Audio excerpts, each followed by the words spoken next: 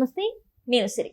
గత కొన్ని రోజుల నుంచి చూసుకుంటే హైదరాబాద్లో అయితే రియల్ ఎస్టేట్ రంగం కొంచెం కుదేలయ్యింది, లేకపోతే అనుకున్నంత స్థాయిలో రియల్ ఎస్టేట్ రంగంలో డబ్బులు రావట్లే అని చెప్పేసి చాలామంది మాట్లాడుతున్నారు. అది ఇదే క్రమంలో నిజంగానే ఇప్పుడు మరి హైదరాబాద్లో ఇళ్ళ అమ్మకాలు అయితే మస్తు తక్కువ అయిపోయినాయి అని చెప్పేసి ఒక వార్త అయితే నడుస్తుంది. మరి దీనికి సంబంధించి మరిన్ని విషయాలు మనకు తెలియజేయడానికి మనతో పాటు ఉన్నారు ప్రముఖ సీనియర్ జర్నలిస్ట్ జగదేవ్ గారు.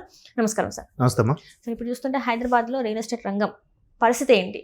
చాలా వరకు అయితే చాలా డిమాండ్ తక్కువ ఉన్నాయి ఇళ్ళ అమ్మకాలకి కానీ, ప్రాపర్టీ అమ్మకాలకి కానీ. ఇప్పుడు ఎవరు ముందుకు రావట్లేదు కొనడానికి. సో రియల్ ఎస్టేట్ రంగం కిందికి పడిపోయింది అన్నట్టు కొన్ని వార్తలు వస్తున్నాయి. ఇది ఎంతవరకు వాస్తవం ఉందంటారు?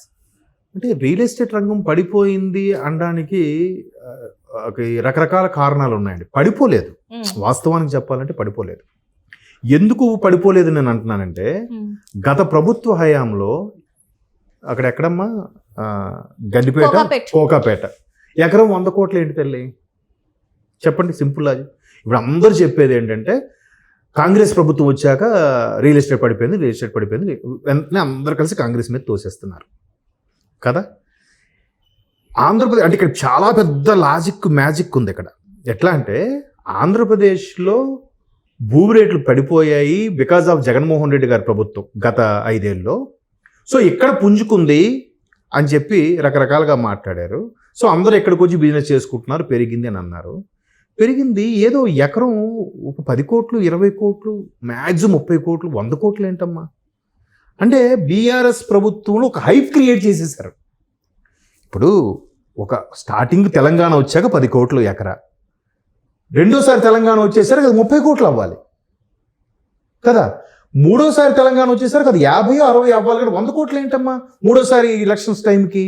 ఎలక్షన్స్ ముందే 100 కోట్లు కదా. అంటే గత ప్రభుత్వమే ఒక హైప్ క్రియేట్ చేసి వదిలేసింది.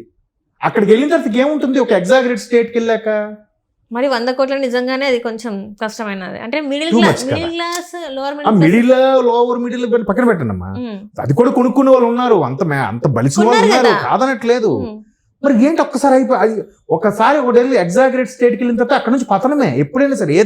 ఏ వ్యాపారమైనా, ఏ వ్యవస్థకు సంబంధించి అయినా. ఒక్కసారి అలాగైన తర్వాత కాంగ్రెస్ ప్రభుత్వం వచ్చింది. అరే వీళ్ళు మరీ టూ మచ్ చేస్తున్నారా. ఈ 10 ఏళ్లలో ఏం చేసింది బీఆర్ఎస్ ప్రభుత్వంలో ఉన్న వాళ్ళు? ప్రతి దానికి స్ప్రెడ్ అయిపోయారు. Mumbai highway, Karimnagar highway, Warangal highway, Bengaluru highway ఎక్కడ వదిలేరమ్మా? గత 10 ఏళ్లలో 2014లో తెలంగాణ వచ్చిన తర్వాత 14 నుంచి మొన్న 23 డిసెంబర్ వరకు కూడా మొత్తం అన్ని వైపులు బిజినెస్ అయిపోయిందిగా. ఇటు ఎక్కడమ్మా ముంబైలో అయిపోయింది సదాశివపేట ఇంకా దాటి వెళ్ళిపోయింది. ఆల్మోస్ట్ అదేంటది బార్డర్ కర్ణాటక వైపు, బీదర్ కాదు మా ముందు ఏదో ఉంటుంది ఊరు, వికారాబాద్ కాదు, ఇటువైపు ఏదో నారాయణఖేడు దాటి కర్ణాటక బార్డర్ ఒకటి ఉంది, సరే పేరేది. అక్కడ వరకు వెళ్ళిపోతే ఇప్పుడు మరి తెలంగాణలో ఎక్కడ ల్యాండ్లు అమ్ముకుంటాడు, ఎక్కడ లేఅవుట్లు అమ్ముకుంటాడు? నేను ఒకసారి ఒక వీకెండ్లో సరదాగా వెళ్ళా ఇటు ముంబై హైవే వైపు. ఆల్మోస్ట్ సదాశివపేట అవన్నీ దాటి వెళ్ళిపోయాక ఒక హైవేకి లోపలికి 5 కిలోమీటర్ల డిస్టెన్స్ అమ్మా, కేవలం 2 సెంట్లు ప్లేసు 18 లక్షలు అంట. ఆ లోపలికి అవసరమమ్మా? అంటే అంత పొజిషన్ పెరిగిపోయిన తర్వాత ఇప్పుడు తెలంగాణలో కాంగ్రెస్ ప్రభుత్వం వల్ల పడిపోయిందంటే ఎట్లా అమ్మా? తప్పు కదా. అంటే ఇది హైడ్రా వల్ల దీనివల్ల కూలిపోయిందని అంటున్నారు కానీ కాదు. గత 10 ఏళ్లలో బీఆర్ఎస్ ప్రభుత్వమే ఒక పీక్స్ తీసుకెళ్ళిపోయి వదిలేసింది. ఇప్పుడు నుంచి కాంగ్రెస్ ప్రభుత్వం చేయలేకపోతుందంటే, ఒకవేళ బీఆర్ఎస్ వచ్చినా తెలంగాణలో ఇంకా అంతకు మించి వెళ్ళేది లేదు రేటు. ఇవేం చేస్తున్నారు, రేట్లు తగ్గిపోయారా, మనం కాస్త ఆగితే మనం వస్తుందేమో అని ఎవడు అమ్మకుండా కూర్చున్నాడు అలాగ, మళ్ళీ రేటు వస్తుందేమో అని. నెక్స్ట్ మీరన్నట్టు మధ్యతరగతి వాడు, బిలో మధ్యతరగతి వాడు కొనే పరిస్థితే లేదు. అయితే గీతే అపార్ట్మెంట్లు కూడా కొత్త వాటికి వెళ్ళట్లేదు తెలుసా. ఈ మధ్య కాలంలో నాకు తెలిసిన నా మిత్రులు, కొలీగ్స్ ఒక 4-5 ఫ్లాట్లు కొన్నారమ్మా. వాళ్ళలో ఒక్కడే కొత్త ఫ్లాట్ కొన్నాడమ్మా, 4 సెకండ్ హ్యాండ్ ఫ్లాట్లు కొనుక్కున్నారమ్మా. అది కూడా 10 ఏళ్ళు, 12 ఏళ్ళు, 15 ఏళ్ళు పాతవి. మరి ఎందుకు కొన్నా? బయట వాళ్ళ జీతాలు మినిమం ₹1,00,000 జీతగాలు లేవాలి అందరూ. ఎందుకు మరి వెళ్ళట్లేదు? ఎందుకు స్థలం కొనలేని పరిస్థితి? విల్లా 15 కోట్లు ఏంటమ్మా? విల్లా పక్కన పెట్టండి, ఓన్లీ అవతార్ ఏదో ఒకటి చూసారా మన నార్సింగ్ అటువైపు, తెలుసా? ఒక flat, not plot, flat minimum starting rate ఎంతో తెలుసమ్మా? 2 CR అమ్మా. With registration and all together 2.5 CR. అవును అవును సార్. ఏంటి జస్ట్ 1200 SFT ఆర్ 1300 SFT నేను చెప్పేది. ఫ్లాట్కి ఏంటమ్మా 2.5 కోట్లు చాలా మంది కొంటున్నారు అంటే కదా సార్.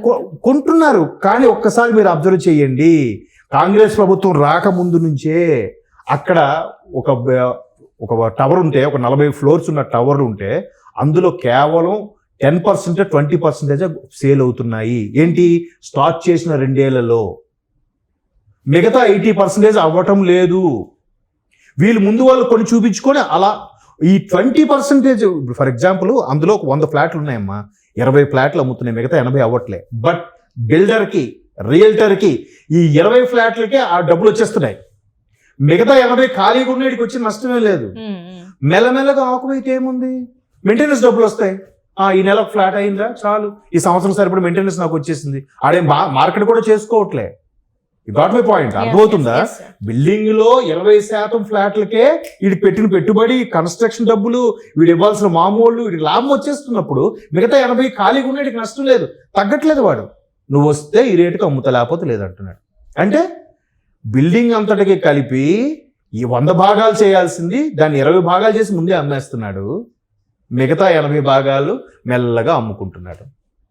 ఇప్పుడు చెప్పండి, ఇప్పుడు రియల్ ఎస్టేట్ పడిపోయిందనడానికి కారణం కాంగ్రెస్ ప్రభుత్వమా, సామాన్య ప్రజల, లేదా రియల్టర్లా? నేను ఫస్ట్ లాజిక్ మ్యాజిక్ ఉందన్నానే. బీఆర్ఎస్ అన్ని చోట్ల డిస్ట్రిక్ట్స్లో ఓడిపోయింది, బట్ హైదరాబాద్లో ఎందుకు గెలిచిందమ్మా? అంటే హైదరాబాద్లో ఉండే సోకాల్డ్ ఇతర రాష్ట్రాల వాళ్ళకి రేట్లు తగ్గిపోకూడదు, రెంట్లు తగ్గిపోకూడదు అనే ఉద్దేశంతో, మరలా బీఆర్ఎస్ వస్తేనే బాగుంటుందనే ఉద్దేశంతో ఇక్కడ బీఆర్ఎస్ని గెలిపించారు. ఊర్లో వాళ్ళు కొద్దిగా దూరదృష్టితో ఆలోచించారు. మూడోసారి వస్తే మళ్ళీ వీళ్ళు వింత పాకెట్లు ఎక్కువ అవుతాయనో, లేదంటే వీళ్ళు విపరీతంగా దోచుకుంటారనో మీద మరి ఆలోచన ఏంటి తెలియదు. కానీ జస్ట్ మార్చి చూద్దాం, అలా మార్చితేనే మంచిది కదా. తమిళనాడులో కూడా చూడండి, 5 ఏళ్ళు ఒకరు, 5 ఏళ్ళు ఒకరు. అలా చేయడం వల్ల ఒక్కొక్కడికి బాధ్యత ఉంటుంది, భయం ఉంటుంది, ప్రజల మీద కొంతైనా ఒక కనీసం 10% పని అయినా చేస్తాడు. అలా ఒకరు 100 కోట్లు ఏంటమ్మా? ఈ 100 కోట్ల కాన్సెప్ట్ ఎక్కడొచ్చింది? బీఆర్ఎస్లో ఉన్నప్పుడే కదా వచ్చింది. మరి దాన్ని కాంగ్రెస్ ప్రభుత్వం ఇంకేం చేస్తుంది? అలాగని 100 ఇప్పుడు మీరు ఇంటి రెంటే ఉంది, మీరున్న ఇంటి రెంటు ఆల్రెడీ 15,000 మీరు ఉంటున్నారు, మీరు ఖాళీ చేసి వేరే దగ్గర వెళ్ళిపోయారు. కొత్తగా వచ్చినోడికి 13,000 ఇస్తాడా? 16,000కైనా ఇస్తాడు, కానీ 15,000 కూడా ఇవ్వడు వాడు. అంతే కదా, ఖాళీ చేస్తే నెక్స్ట్ 1,000-5,000 పెంచుకుంటాడు. మరీ వరస్ట్ కేసులో 15,000కైనా ఇస్తాడు అంటాడు, కానీ 14,000కి ఇచ్చే పరిస్థితి ఉందా? ఒక్కసారి 10 నుంచి 15,000 చేసేసినా కూడా ఎవడు దిగుతాడు? అది పరిస్థితి ఇప్పుడు హైదరాబాద్లో. హైదరాబాద్ విశ్వనగరము మొత్తం స్ప్రెడ్ అయిపోయింది, సూపర్ డూపరు అని కూడా ఒక్కసారి పెంచేస్తే నెక్స్ట్ వచ్చిన గవర్నమెంట్ ఏమవ్వాలి? ఏమంటే వాడు హైడ్రా గీడ్రా అని చెప్పేసి ఆర్మీ తోసేస్తున్నారు. కానీ కాంగ్రెస్ ప్రభుత్వం తప్పు కాదు ఇది. ఈ రకమైన విశ్లేషణ చేస్తే మీకు ఈజీగా అర్థమవుద్ది ఎవరు ఎక్కడ రాంగ్ స్టెప్ వేశారనేది. రియల్టర్లు కూడా కావాల్సిందేంటి? నాకు, నా కొడుక్కి, నా మనవడికి రాబోయే 7 తరాలకు కూడా సరిపోవాలి. లేకపోతే వాళ్ళు కార్లు, వాళ్ళ బిల్ మెయింటెనెన్స్ ఎక్కడి నుంచి అమ్మా? చెప్పండి. Thank you so much sir. Thanks అమ్మా.